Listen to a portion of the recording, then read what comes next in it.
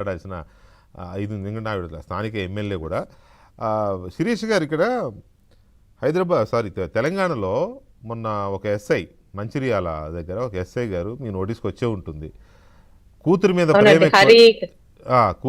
ప్రేమ ఎక్కువయ్యి 6 ఏళ్ళు పాపని స్టీరింగ్ ఇచ్చి కారు నడిపిస్తూ పక్కన ఆయనకు వచ్చి నడిపిస్తుంటే అది స్థానికులు పట్టుకుని ప్రశ్నించడం, అది మీడియాలో అలరవడంతో డీజీపీ గారు ఆయన సస్పెండ్ చేశారు. అంటే అలా ఉంటాయి చట్టాలు, అలా ఉండాలి యాక్షన్ కూడా. జగన్మోహన్ రెడ్డి గారు మాట్లాడిన మాటల మీద మీ స్పందన ఏంటండి? జరుగుతూ ఉంటాయి యాక్సిడెంట్లు, ఆ పిల్లోడు పాపం ప్రభుత్వమే తప్పు చేసింది అన్నట్టుగా. కాదండి, జగన్మోహన్ రెడ్డి గారు ఇంత వికారంగా పిచ్చి పిచ్చిగా ఇది మొదటిసారి మాట్లాడారా? ఆయన ఇంతకు ముందు కూడా ప్రతి దగ్గర పుస్తకంలో ఏదో రాసుకొచ్చి ఇలాగే మాట్లాడతారు కదా. ఆయన ఏమన్నాడు అంటే, వెళ్ళింది మత్స్యకారుల్ని పరామర్శించడానికి, అక్కడ మత్స్యకారుల్ని రెచ్చగొట్టడానికి ఒక మత్స్యకార మాజీ మంత్రి గురించి తీసుకొని వచ్చి మత్స్యకార కొడుకు అంటే 18 సంవత్సరాలు పిల్లాడు, పాపం పసిపిల్లాడు, అబ్బాయి తెలుసో గుద్దేస్తే ఒక వ్యక్తి చచ్చిపోతే అరెస్ట్ చేసేస్తారా? అవునండి, మా ప్రభుత్వానికి పాపం చట్టాలు ఎలా ఉంటాయో అలా చేయడమే వచ్చు. ఎందుకంటే అవినాష్ రెడ్డి అనే వ్యక్తి చేత బాబాయిని చంపించాక అదే అవినాష్ రెడ్డికి ఏమో ఎంపీ టికెట్ ఇచ్చిన నీలాంటి రాజకీయాలు కూటమి ప్రభుత్వానికి తెలియవు.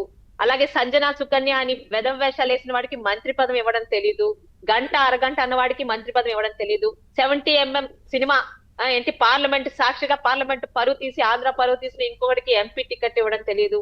అన్నిటికన్నా గ్రేట్ ఏంటంటే ఏ రోజు దళితులు అని దళితుల గురించి ఓట్ల గురించి ఏంటది ఈ రోజు దొంగ ఏడుపులు ఏడ్చే ఈ జగన్మోహన్ రెడ్డి దళితుడిని డోర్ డెలివరీ చేసిన వాడికి ధైర్యంగా బెయిల్ ఇప్పించి మళ్ళీ కౌన్సిల్లో తన పక్కన కూర్చోపెట్టుకున్నాడు చూడండి. అలాంటివి ఎలా వస్తాయండి ఈ రోజు కూటమి ప్రభుత్వానికి? అంబేద్కర్ రాసిన రాజ్యాంగంలోని ముఖ్యంగా జ్యుడిషియర్ లో ఎలా ఉంటే ఆ చట్టాలు బట్టి అలా చేస్తాను తప్పితే జగన్మోహన్ రెడ్డి లాగా ప్రత్యేక చట్టం ఒక దళితుడైన సుధాకర్ గారికి మాస్క్ కరిగినంత మాత్రాన్ని ఆయన దాదాపు చనిపోయేలా చేసి, ఇందాక జడ్జి గారు అన్నట్టు అమర్నాథ్ గౌడ్ ని కాల్ చేసి చంపిన తప్పులుండవు, ఒక తోట చంద్రయ్యని నందం సుబ్బయ్యని పట్టపగలు రోడ్డు మీద చంపినా కూడా నీ దాంట్లో ఉండవు. ఈ రోజు కూడా అంటే ఇది జోక్ కాదండి, ఈ రోజు నేను చెప్తుంటాను, ఆయన మాట్లాడే మాటలు మీరు నేను మాట్లాడగల ప్రజలందరూ అర్థం చేసుకోవాలి. 5 సంవత్సరాలు ఏమీ చేయలేదు, చేసింది చెప్పుకోవడానికి ఏం లేదు. ఇంకా 2 సంవత్సరాలు అధికారికి వస్తాను, 3 సంవత్సరాలు అధికారం వస్తాను, అధికారం వస్తే రప్ప నరుకుతాను, ఈ రాష్ట్రం మీద మళ్ళీ ఉద్యోగాలు ఇవ్వడానికి ముందుకు వచ్చిన కంపెనీలన్నీ వెడలు కొడతానని తన ప్లాన్ తను వస్తే ఏం చేస్తాడో చాలా స్పష్టంగా చెప్తున్నాడు ఆయన. చాలా స్పష్టంగా చెప్తున్నాడు.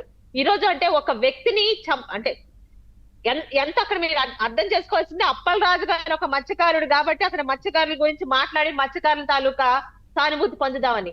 డైరెక్ట్ క్వశ్చన్ అడుగుతానండి, ఒక మత్స్యకారుడు పాపం ఒక చంపేసినా శిక్ష వేయకూడదు అంటున్నావు కదా, మరి ఆ మత్స్యకారుడు తాలూకా యాక్సిడెంట్ చేసి చనిపోయిన యాదవ కులస్తుడు, యాదవ సామాజిక వర్గం గారికి ఏం మాట్లాడతావు నువ్వు?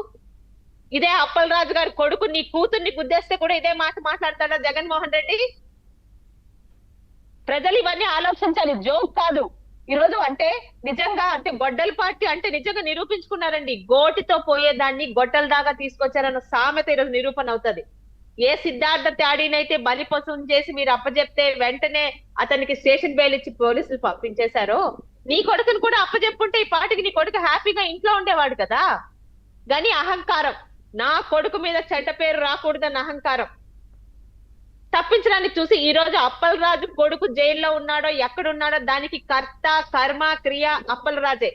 తను చేసుకున్న పాపం చుట్టూ తిరిగి కర్మ విల్ రిటర్న్స్ అన్నట్టు తనకు తగిలింది. అప్పలరాజు కొడుకుని యాక్సిడెంట్ చేయమని ఎవరు చెప్పలేదే? యాక్సిడెంట్ అయ్యాక అందరిలాగా ఎందుకు బిహేవ్ చేయలేదు? పెద్ద మా ప్రజా ప్రతినిధిని 4 సంవత్సరాలు మంత్రిగా చేశానని అధికారం చెప్పావు కదా, కొడుకుని మామూలుగా ఇంతకు జడ్జి గారు అన్నట్టు తీసుకెళ్ళి అప్పచెప్తే వాడికి స్టేషన్ బెయిల్ వచ్చి ఇంట్లో ఉండేవాడు కదా మర్యాదగా. నువ్వు చేసిన తప్పుకి ఇంత నిజాయితీగా నువ్వు నీ కొడుకుని అప్పచెప్పావని అమాంతం నీ తాలూకా ఇమేజ్ పెరిగిపోయేది కదా అప్పలరాజు. కానీ ఇంకొకరిని బలిపశం చేసావు. ఇప్పుడు 3 తప్పులు చేసావు. చేసిన తప్పుని కప్పిపుచ్చి నీ కొడుకుని తప్పించాలని చూసావు. నీ కొడుకు ప్లేస్ లో ఇంకొకరిని పెట్టావు. ఈ రోజేమో నా కొడుకుని ప్రభుత్వం అరెస్ట్ చేసిందండి. నువ్వు ఆ తప్పు చేయకపోతే ఈ రోజు నీ కొడుకు అరెస్ట్ కూడా ఉండేది కాదు. స్టేషన్ బెయిల్ ఇచ్చి పంపిస్తారు 7 years లోపల. యాక్సిడెంట్ అనేది ఎవరు కావాలని చేయరు. ఆ పసిపిల్లాడు, నువ్వు చెప్పిన 18 సంవత్సరాల పసిపిల్లాడు నిజంగా కావాలని చేయలే, కానీ చేసిన తర్వాత చేసిన తప్పులు నువ్వు ముఖ్యంగా 35 నిమిషాల్లోని నీ కొడుకుని తప్పించి ఇంకొకరిని అక్కడ పెట్టి నీ కొడుక్కి డ్రెస్సింగ్ చేపించి నీ కొడుకుని ఊరు దాటిచ్చావు. 35 నిమిషాల్లో 4 పెద్ద, అది మామూలు క్రిమినల్స్ కి ఆ బ్రెయిన్ ఉండదు. అవునండి. ఒక శిరీష్ గారు, ఇప్పుడు అప్పలరాజు గారు ఎక్కడున్నారు? ఎందుకంటే ఆయన దీంట్లో ఆయన కూడా A3గా ఉన్నట్టున్నాడు. సాక్షుల్ని మేనేజ్ చేసే ప్రయత్నము, అసలు నిందితుడినే మార్చేసి ఎవరినో తీసుకొచ్చి పెట్టే ప్రయత్నము, కొంత డబ్బు కూడా ఇచ్చాడని ఇవన్నీ వచ్చాయి కదా బయటికి. ఆయన పరారీలో ఉన్నాడా? ఒకటి. రెండోది, ఇక్కడ ఎమ్మెల్సీ అనంతబాబు ఎలాగైతే సాక్షుల్ని మేనేజ్ చేసి ఆ కేసులో ఇరుక్కుని ఇప్పుడు తిరుగుతున్నాడు దాంట్లో రెండో కేసులో, ఇప్పుడు ఈయన కూడా అలాగే ఇరుక్కున్నాడా? ఈయన ఎక్కడ పరారీలో ఉన్నాడా?